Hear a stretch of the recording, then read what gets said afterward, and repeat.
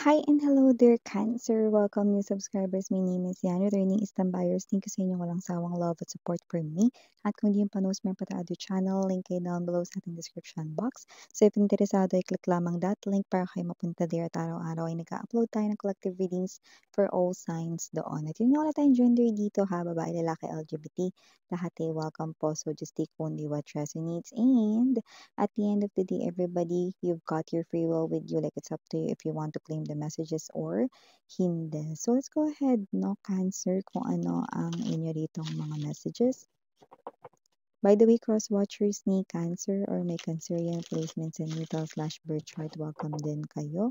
So, Archangel Michael, thank you so much, Angel Guides. Can we get messages right in here for Cancer, please? What this Cancer needs to know? Can you please show me? Cancer.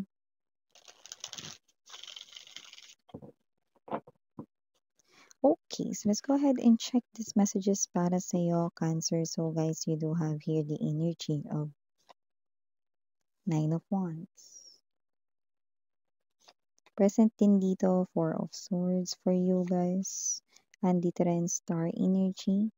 We also have here the Five of Swords. Nandito rin ang Eight of Swords.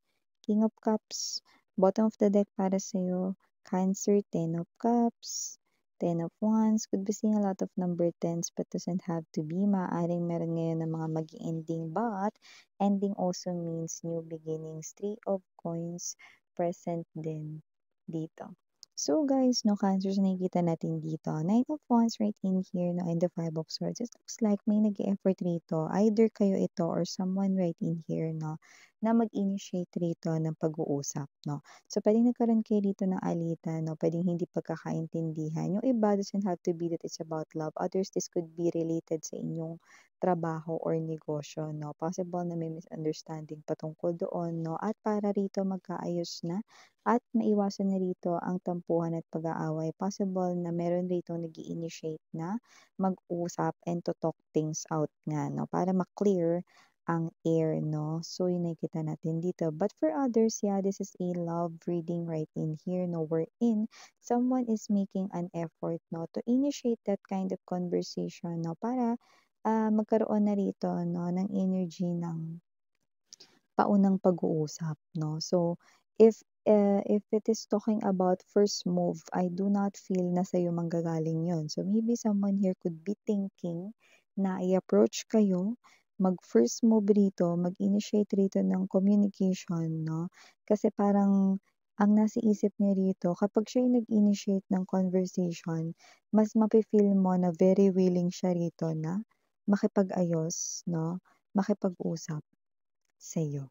Yun, nasa isip niya gano'n 'no, parang mafe-feel mo na talagang nag-e-effort siya para makapag-ayos na kayong dalawa.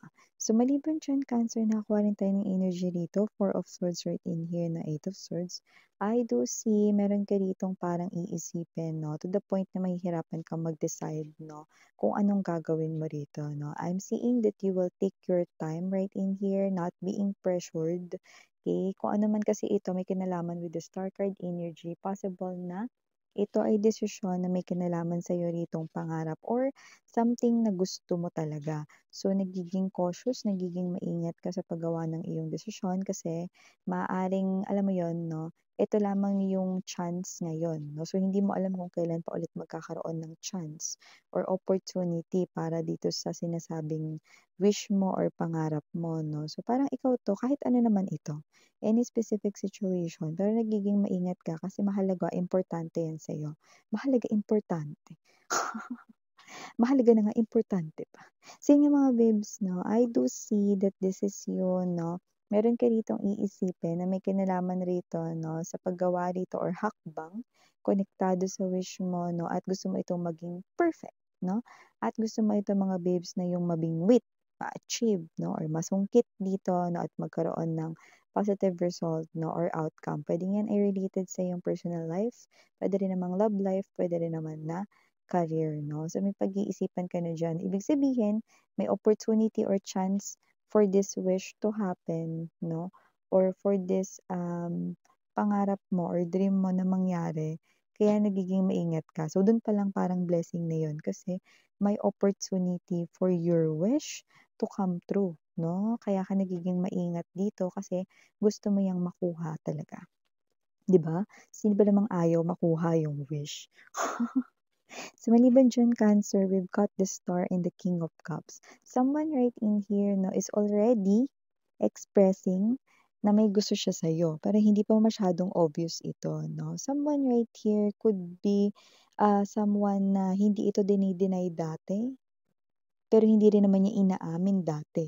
So ngayon, gumagawa na siya rito ng hakbang, no, para magkaroon na rito, no, ng parang introduction, no, para rito sa kanyang courtship stage sa'yo, no, bago siya manligaw talaga personally or formally, no, mga ganong klase ng energy. So, kung sino man 'to, no, maaaring nagpe-prepare pa lang na magparamdam ng feelings sa'yo, pero yung iba nagsisimula na ritong gumalaw according dito sa kanyang movement, 'no, na plano rito to court you, guys, 'no. So, lahat ng gender dito, babae, lalaki, LGBT, ibig sabihin someone is preparing, 'no, na mas ipakita pa sa'yo rito, 'no, ang kanya ritong feelings and emotion. Okay, sorry about that, mga babes. So, I need to answer lang some kind of cause. So, going back right in here, someone right in here nga, no, could be preparing na mag-express sa'yo, no, ng kanya ritong feelings. Pero, slowly but surely or slowly and steady, no? Pero ganun pa man, you need to prepare, mga babes, no? Dahil nakikita ko rito ang kikiligin ka. Cancer. Yun o! At yun nga mga babes 'no, may iba pa tayong mga messages. We've got the Ten of Wands, Ten of Cups right in here. Ano man yung parang mabigat na problema sa inyong family ay nakikita na natin 'no, na mahahagis na, yes 'no, mawawala na rito at malalaglag na 'no, sa bangin kung ano man 'yan 'no. Iba't iba naman 'yan, puwedeng may problem sa home, meron ditong mga nag-aaway or hindi nagkakasundo, magkakasundo na. Meron ditong nagkasakit 'no, fast recovery ang hatid na 'yan, good health 'no. At nakita rin tayo rito problem sa pera, maaalis na rin 'yan, ano man 'yang mabigat na dinadala ng buong family, magkakaroon na rito ng maalawa na feeling, there's healing right in here 'no, and blessings 'no, will come at your home. So nakikita natin dito na kung sino man 'tong mga energies na ito, nakikita natin that sa loob ng inyong home 'no, ano man dito yung bagay na nagpapabigat ng loob ng family or bagay na nagiging main problem sa family, ito ay mag-e-end na. That's why I told you guys 'no, endings brings new beginning. Others of you could be seeing literally a lot of number 10s, 10 right in here, okay? Or kahit saan mo yun makita, plate numbers, maybe sa addresses, maybe sa mga telephone numbers, no, contact numbers, yan, okay? Synchronicities and angel numbers right here. So, aside from that, a Cancer, nakita rin tayo rito ng energy. Three of Coins or Three of Pentacles, no? Mukhang rito sa inyong work, no? Meron ditong dati hindi nakikipagtulungan sa inyo, no? Pwedeng pasaway or parang, ano lang, alam mo yun, no? Yung parang hindi masyado nakikipag-cooperate. Pero ngayon, nakikita ko na magiging attentive siya, makikinig na siya, hindi na siya rito magmamarunong. So in other words 'no, possible na medyo mahirap siyang kausap 'no, might be katrabaho mo raw dito. Pero ngayon nakikita ko makikipag-cooperate siya. Aba tama lang 'no, dapat lang 'no, ano 'to, siya yung boss diyan sa company, pare-parehas lang kayo sumasahod, 'di ba? So dapat makipag-cooperate siya 'no. Ngayon kasi parang medyo nagma-mature na siya. I don't know, maybe this person here is younger than you sa age but doesn't have to be, baka immature lang or hindi pa siya gano'n. May energy rin kasi siya rito na 'pag tinamad siya, tamad talaga. Okay, yung hindi talaga kikilos, yung gano'ng klase ng energy. So ngayon, medyo may pagbabago sa energy niya, nakikita ko na makikinig na siya rito dahil makikita niya rito na magkakaroon naman ng magandang outcome ang result nitong partnership ninyo or even if nasa loob kayo ng group, 'di ba? So nakikita ko rito cooperation and at the same time, kikilos na siya rito. Dapat lang, 'di ba?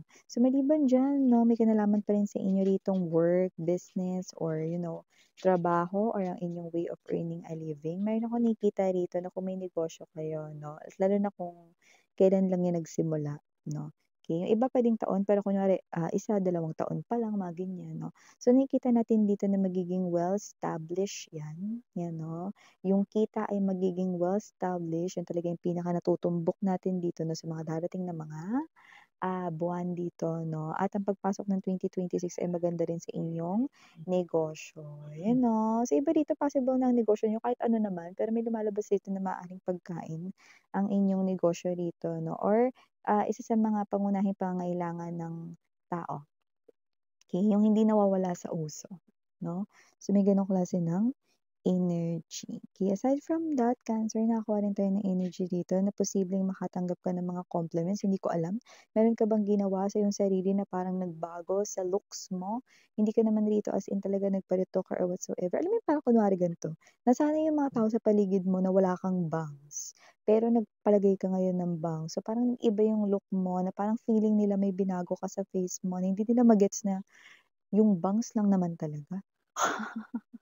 Yung nilagay mo. So, makaka-receive ka ng compliments na and when we say compliments 'no, those are adjective words 'no, na maganda. So, ibig sabihin 'no, ito yung mga klase ng mga parang mga papuri 'no, na matatanggap ka dito. More likely on your physical looks. Maybe you've changed something about yourself, maybe the way you dress, the way you, uh, portray yourself 'no, the way you carry yourself 'no, or maybe ikaw 'to na puwedeng laging nakatali buhok mo ta's naglulugi ka ngayon, mga ganyan. Okay? So, just take how this resonates, no? Or binago mo yung style ng pananamit mo, mga gano'n, no? So, ito yung mga energies right in here for you, Cancer. Thank you so much again, Inieriana, Ani, Sarang, Love and Light. Annyeong.